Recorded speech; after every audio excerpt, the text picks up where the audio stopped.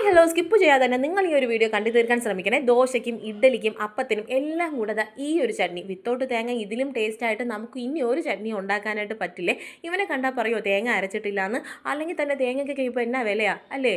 അപ്പോൾ ഇവനാണ് ഇന്നത്തെ നമ്മുടെ താരം. അതായത് നമ്മുടെ നാട്ടിൽ കപ്പലണ്ടി എന്നും പല നാട്ടിലും പല പേരുള്ള ഇവൻ്റെ പേര് നിങ്ങളൊന്ന് കമൻറ്റ് ബോക്സിലൊന്ന് പറഞ്ഞേക്കണേ.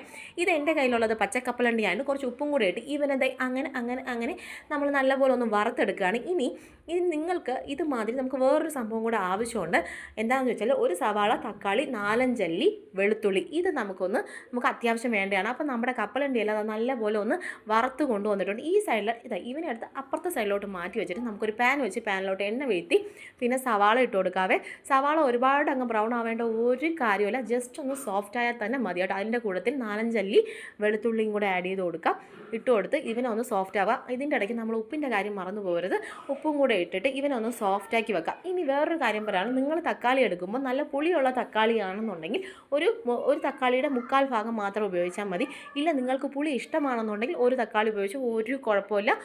അതിനനുസരിച്ച് ഒന്ന് എരിവ് കൂട്ടി കൊടുത്താൽ മതി.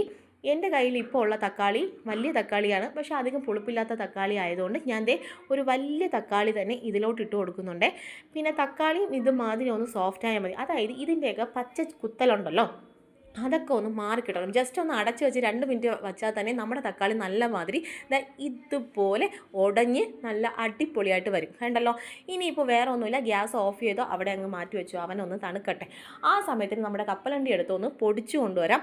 കണ്ടല്ലോ, ഇതുമാതിരി പൊടിച്ച് നമ്മൾ മാറ്റി വെച്ച സംഭവം കൂടെ തട്ടി ഒന്ന് അടിച്ചു കൊണ്ടുവരാം. പിന്നെ ബാക്കിയെല്ലാം ചമ്മന്തി പരിപാടിയാണ്.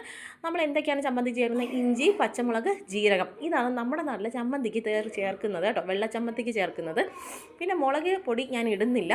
അപ്പോൾ നിങ്ങൾക്ക് എരിവുവാണെങ്കിൽ അങ്ങനെ അങ്ങ് ചേർക്കാം. ഇതിൻ്റെ ഇടയ്ക്ക് എൻ്റെ അതൊന്ന് സ്കിപ്പായിട്ടുണ്ട്, മിസ്സായിട്ടുണ്ട്. എൻ്റെ ചട്ടിയുടെ ഭംഗിയുണ്ട്, നിങ്ങൾ സ്കിപ്പാകാൻ നിൽക്കണ്ട. നല്ല അടിപൊളി ചമ്മന്തിയാണ്. കടുവറുക്കുക എന്ന് പറഞ്ഞാൽ താളിക്കുക, അതാണ് പരിപാടി. ചട്ടിയിലോട്ട് എണ്ണ, കടുക്, വറ്റൽമുളക്, കറിവേപ്പില, പിന്നെ ഈ മിക്സ് എടുത്ത് വീഴ്ത്തുക. മിക്സിയും കൂടെ ഒന്ന് കഴുകി വീഴ്ത്തുക. പരിപാടി കഴിഞ്ഞ് ജസ്റ്റ് ഒന്ന് ചൂടായാൽ മതി. അതിൻ്റെ ഇടയ്ക്ക് ഞാനൊരു മുട്ട ദോശ ഉണ്ടാക്കുന്നുണ്ട്. വേറെ ഒന്നുമില്ല, ദോശ മാവ് വരത്തുന്നു, കുറച്ച് ഒരു മുട്ട ഇടുന്നു, ചമ്മന്തിപ്പൊടി, ഉപ്പ്, സംഭവം തയ്യാർ. ടാറ്റാ.